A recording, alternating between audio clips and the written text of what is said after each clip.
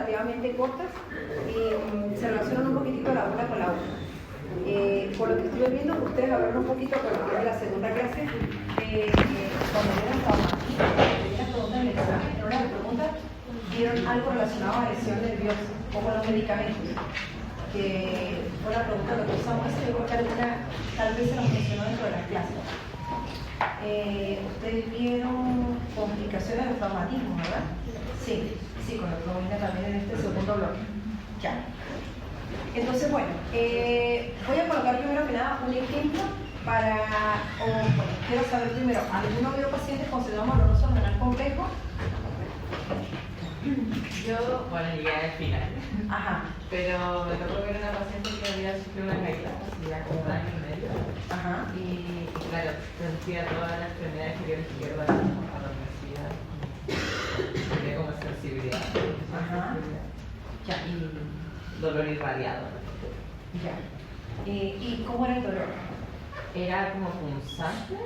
Ya. Y al tocarse, como que, claro, le daba una irradiación hacia todo, como hasta el pie. Hasta el pie. Ya. Y si le pusiéramos, no sé si logró percibir, o si logró interrogarle, o más o menos logró ver, de la escala del 1 al 10, más o menos cuánto era el dolor de la paciente. Según recuerdo, decía que era, al tocarse, llegaba a ser como un 7, 8, cuando se trataba incluso con una esponja. Ya, eso. Ajá. Bien, vamos a ver por ahí. ¿Algún otro? Que por ahí había levantado la mano. ¿No? ¿Cómo se llama?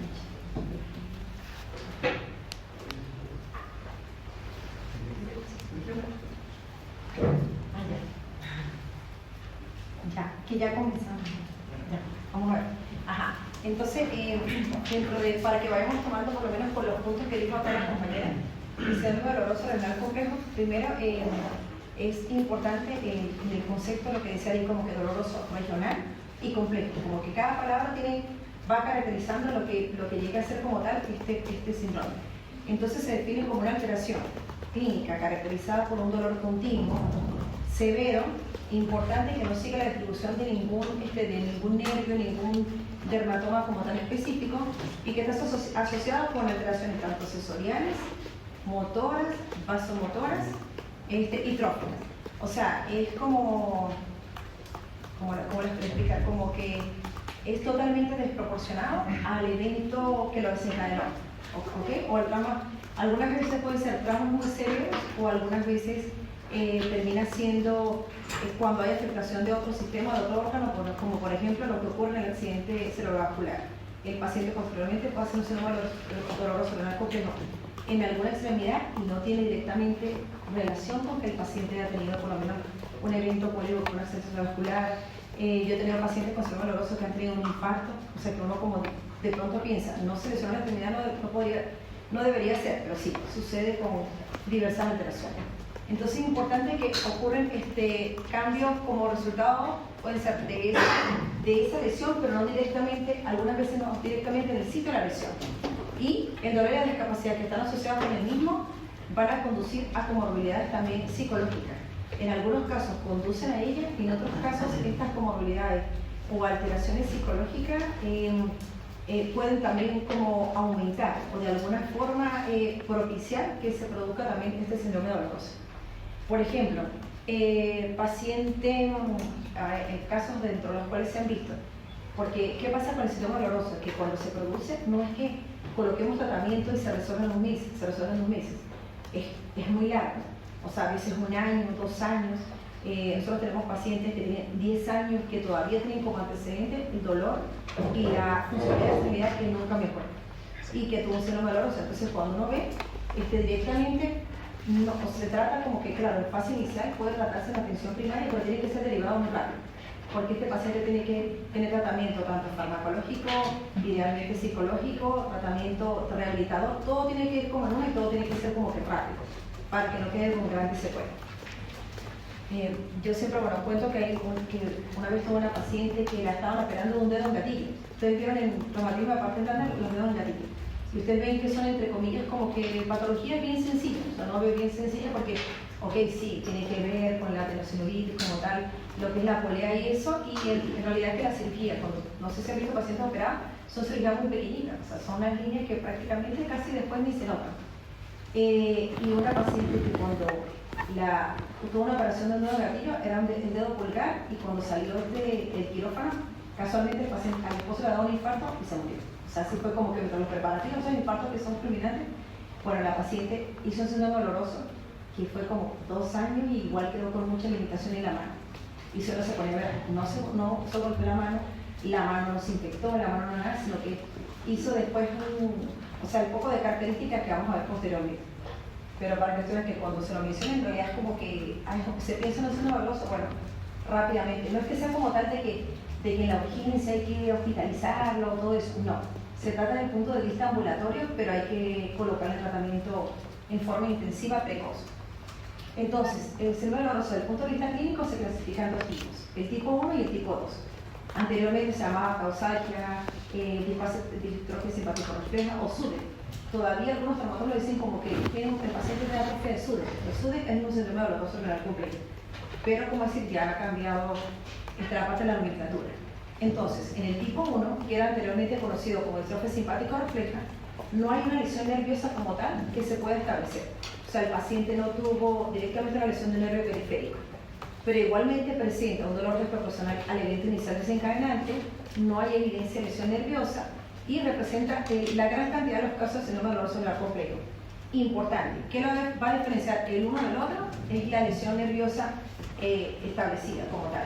En el 1, recuerden que no hay evidencia de lesión. En el 2, que anteriormente se llamaba causalgia, está asociada con lesión nerviosa documentada, por lo menos una lesión del nervio mediano, pero que generalmente se afecta como la extremidad completa. Entonces, hay una lesión nerviosa periférica identificable y documentada, los síntomas como el tipo 1, que es un dolor desproporcional y que está acompañado de todo lo que dije en el concepto en el primero, de síntomas motores, vasomotores, tróficos, ¿ok? Y representa en este caso el menos porcentaje de los casos. O sea que como estamos viendo y les comentaba anteriormente, la mayoría no tiene una lesión nerviosa directamente identificada, pero el dolor es muy similar al de una lesión nerviosa. Por eso era por lo menos lo que explicaba, por eso le preguntaba cómo era el dolor de la paciente que vio, porque el dolor tiene características como si fuera del dolor neuropático, o dolor la clasificación del dolor, que vieron el dolor, ¿cómo se clasifica el dolor? Visceral, somático. Ajá, ¿qué más? Nocesivo, neuropático, no se puede. Ajá, ¿y cómo es el dolor neuropático? Es control con un nervio. Ajá, ¿y cómo es? Porque como les digo, cada uno tiene sus características bien. Ajá. Urente, por lo menos dicen por acá. ¿Qué más? Difuso. Como difuso. Ajá. ¿Qué más? Sí, la difusión dermatógena. Ajá, cuando es propiamente neuropático puro, por decir. Sí, acuérdense que ese es un dolor, generalmente el dolor neuropático es un dolor de alta intensidad que está acompañado, puede ser continuo, algunas veces como dicen, como en algunos casos intermitente, da una sensación de ardor, quemazón o urente, como dicen por acá, y generalmente tiene otros síntomas, otras características como son las disestesias, algunas veces parestesia, hiperalgesia, y al examen físico se puede evidenciar también la alorina. ¿Cuál es la alorina?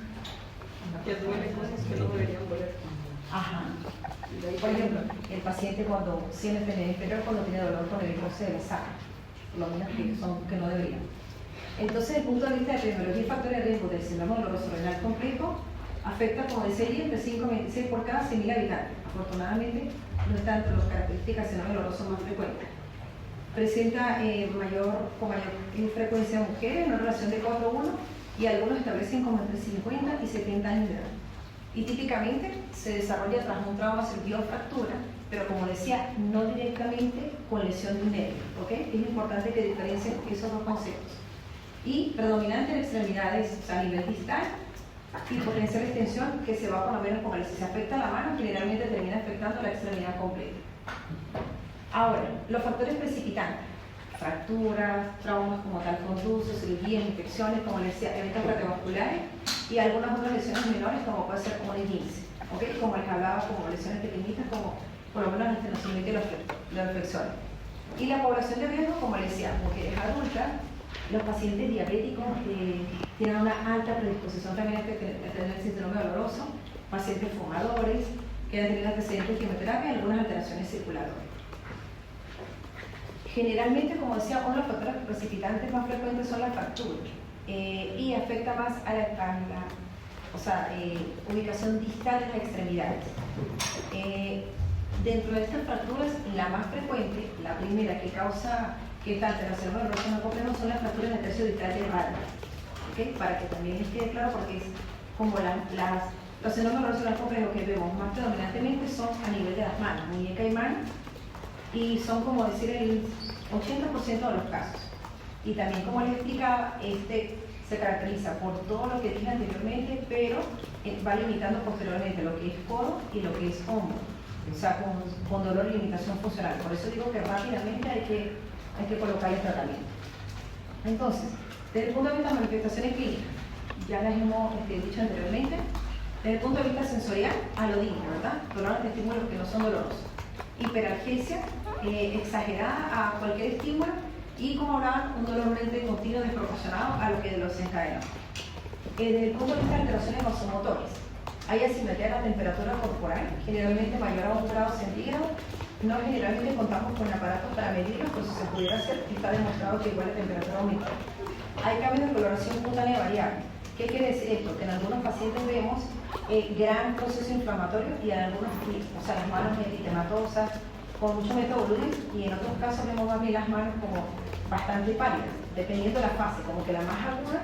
Algunos lo clasifican por fases de acuerdo a la cronología en el tiempo, pero otros ya no se toma tanto en cuenta, como que anteriormente era como de 0 a 2 meses pasa esta etapa, de 2 a 10 meses la otra, pero hemos visto que no siempre suceden como en la fase de la misma forma, por eso casi que en algunos casos se deja hablar de ello. Y hay un edema simétrico y alteraciones pseudomotoras.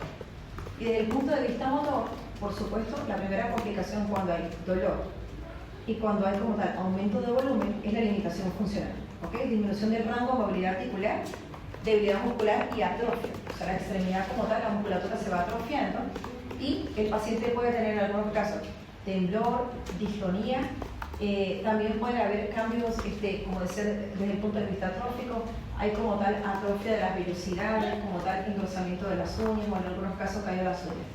Entonces, como vieron, como les decía al principio, la menor parte está relacionada con lesión del nervio, pero las características posteriores son como si todos tuvieran esta característica común, como si todo fuera consecuencia por ese de lesiones nerviosas. Pero igual, como estas son preguntas que vamos para el examen, es importante que diferencien tipo 1 y 2, las características clínicas, ¿ok? ¿Qué lo desencadena cada uno? Desde el punto de vista de fisiopatología, solo les voy a hablar cortito de un dibujo. Como decía, hay un trauma inicial, que puede ser un trauma pequeñito, por lo menos lo que les explicaba aquí. Bueno, depende de cómo fue tal vez la caída. A veces son lesiones, entre comillas, casi que significantes. A veces son lesiones severas también, ¿no? Que desencadenan una respuesta inflamatoria como tal exagerada.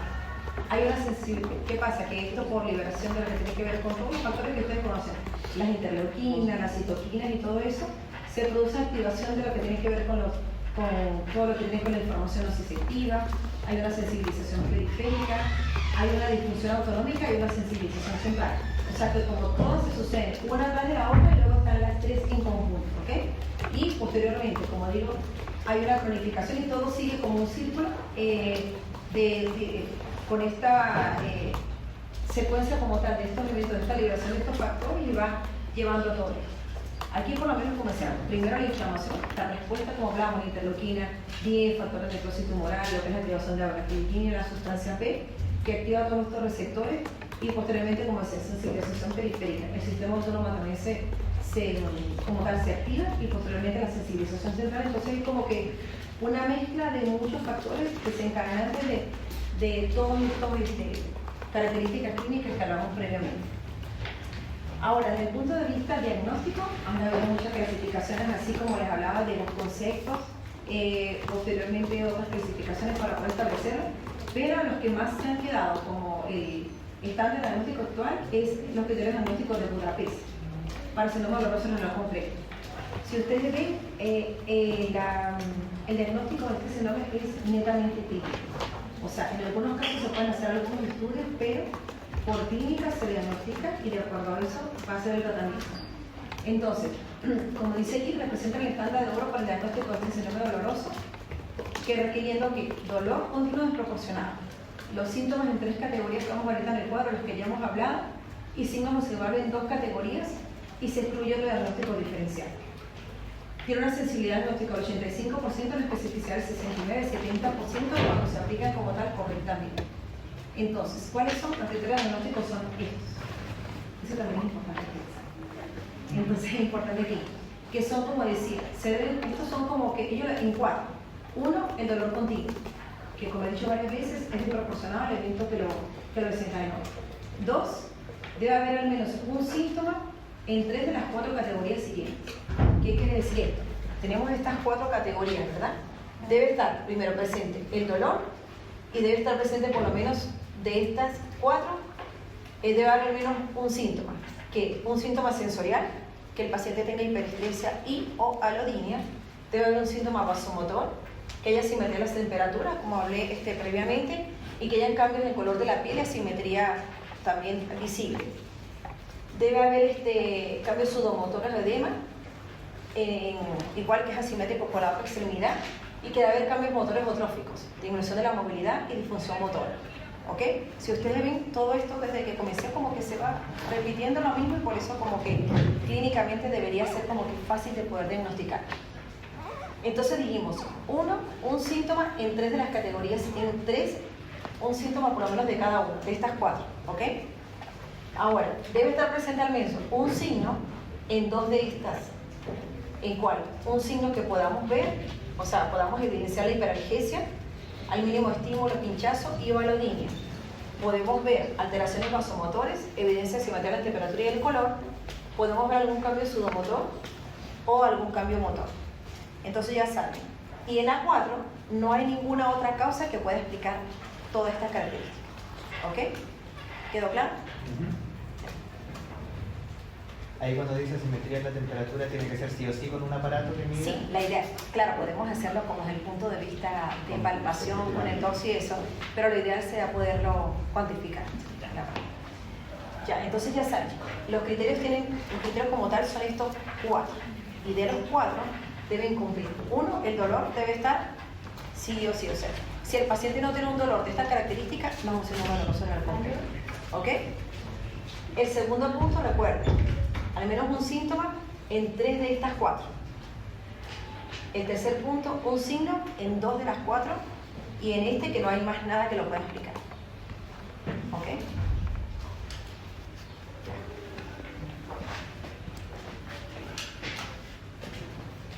Ajá.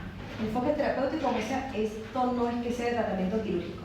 Siempre va a ser conservador, a menos que posteriormente pase de que de pronto tuvo la fractura de tercera escalera del paciente, pasó como le digo tiempo y de pronto ya persiste el adormecimiento, entonces hace un estudio y ya, justo tiene una neuropatía del meridiano, ya vamos a operarle el meridiano a ver si con esto logra como que llevar una mejoría. Pero no porque digan, tiene un síndrome doloroso, hay que operar, no, todo lo contrario. Hay que esperar que el proceso, como dicen, se enfríe para poder hacer allí mismo una intervención, porque si no va a ser un dolor que se va a cronificar posteriormente. Entonces, importante, como decía, es la intervención temprana, un diagnóstico precoz y tratamiento inmediato que mejora el pronóstico, ¿ok? Un enfoque multidisciplinario, como decía, tanto desde el punto de vista farmacológico, aquí tiene que haber un enfoque rehabilitador, kinesiología, terapia ocupacional y, por supuesto, psicología y en algunos casos psiquiatría.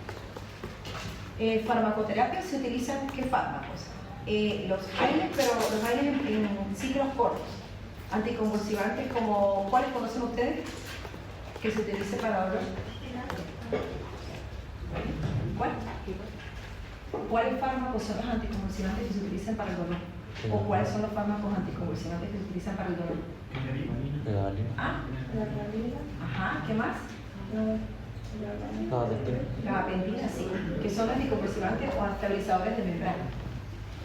Yo con estos medicamentos siempre les explico al paciente, están dentro de este grupo, pero para la epilepsia prácticamente no son usados, pero sí porque el paciente, ahora el paciente es muy diferente, ahora el paciente llega leído y con toda la información que ha preguntado y ahora con la inteligencia artificial mucho más. Es importante poder explicar. corticosteroides que se utilizan en un inicio y los bifosfonatos según la fase evolutiva. Los bifosfonatos, ¿por qué? Porque este paciente a mediano plazo, por decir, la falta de movilidad y todo eso puede llevarlo a una osteoporosis temprana en esa extremidad. Entonces, en algunos casos también se utilizan. Y también en los últimos estudios se utilizan en fases ya un poco más iniciales para el dolor.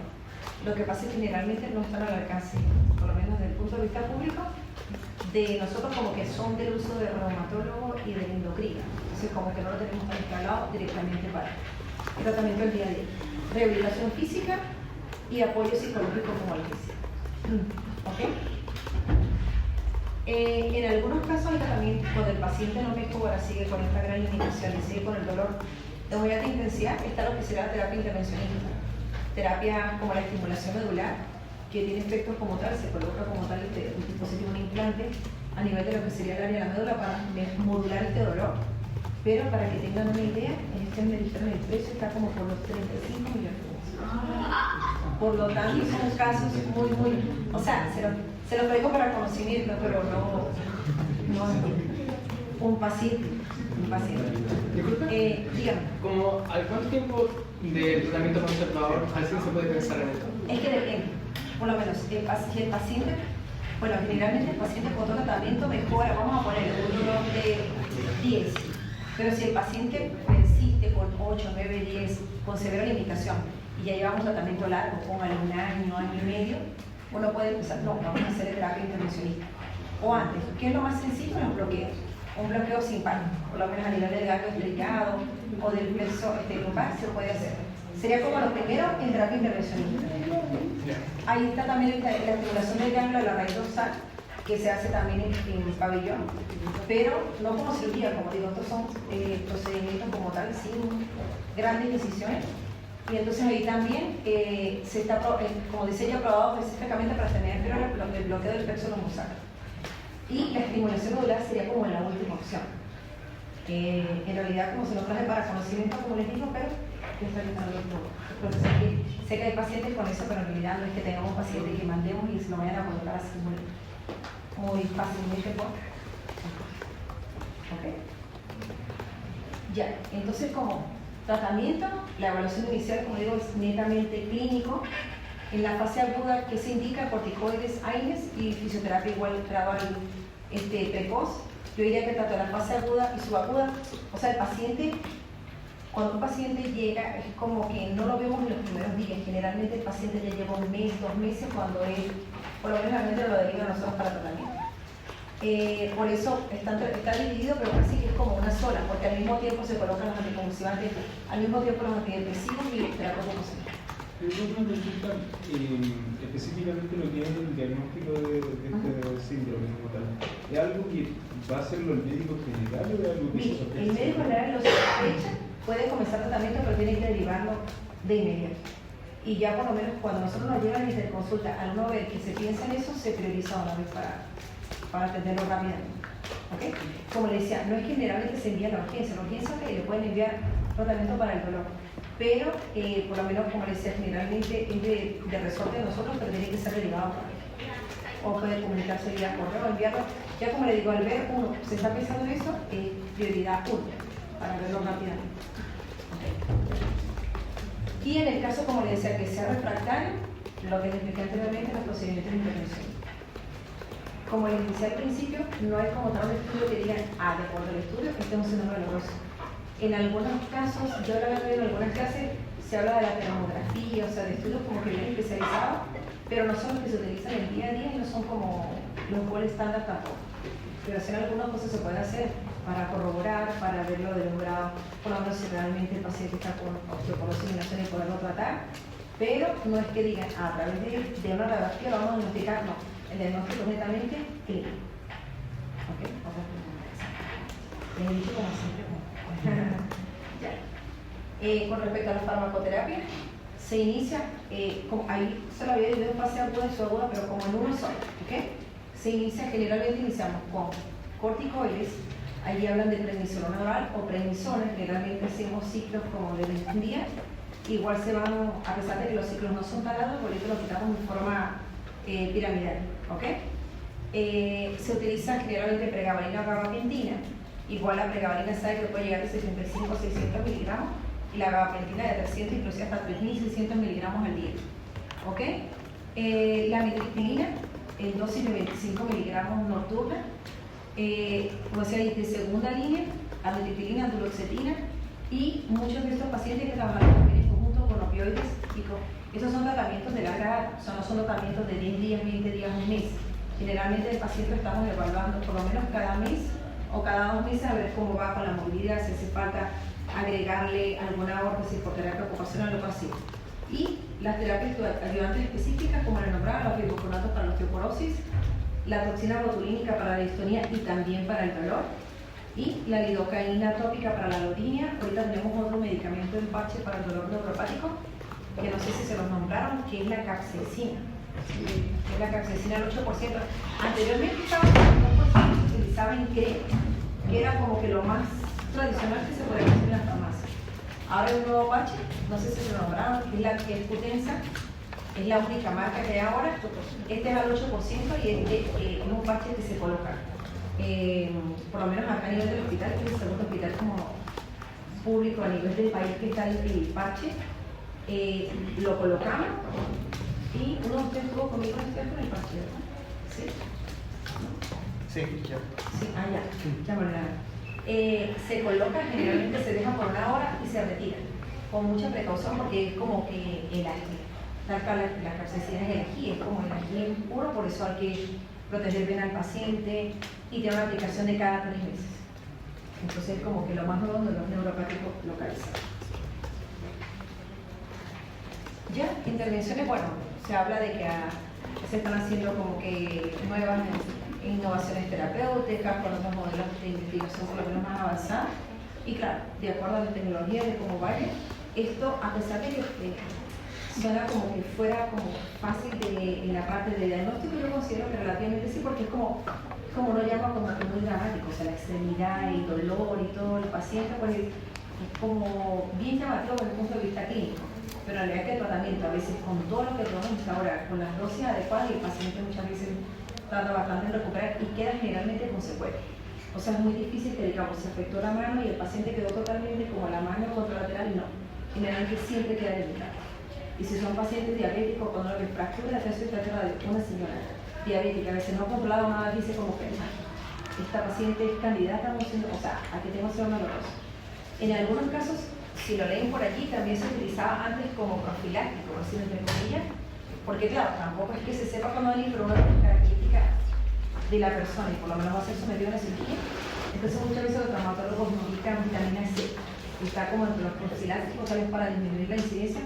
En algunos casos se hablaba de que sí funcionaba, después que no funcionaba así como a veces cuando son con mucha, pero total pues tampoco es potencial, entonces es preferible colocar. ¿Okay? Y bueno, importante, la evaluación detallada y sistemática, estarlo controlando y estar viendo los resultados para ver el ajuste. Muchas veces el paciente, como le decía, les menciono la mano porque el radio, porque es la más frecuente, queda con dificultad por lo menos para realizar totalmente el puño. Entonces nosotros desde el punto de vista de la aplicación de terapia ocupacional se mandan a hacer unos dispositivos que se llaman guante flexor, que se puede hacer con un propio guante o con un neopreno, que es como una tela negra elástica. Y lo que se hace es que por lo menos el paciente, para ayudarlo en forma pasiva, se colocan como velcro de manera de que el mismo paciente a tolerancia los vaya bajando para que pueda cerrar la mano. Porque como decía, casi siempre tiene secuelas funcionales importantes. Y el 80% tiene más o menos como tasa de recuperación, como decía, no llega a la funcionalidad completa, pero se puede recuperar hasta el 80%, pero lo importante es pensarlo, diagnosticarlo lo posible y derivarlo. O sea, no quedarse como que solo le mandamos ketoprofeno, ibuprofeno, celecoxib, no. Este paciente, como le decía, tiene que ser un abordaje, porque como ustedes ven al principio, tenemos la sensibilización periférica, central, tenemos alteración del sistema nervioso autónomo, por lo tanto hay que tratar farmacológicamente con todo lo que tengamos a mano. ¿Okay? Eso es todo, chicos. ¿Alguna duda?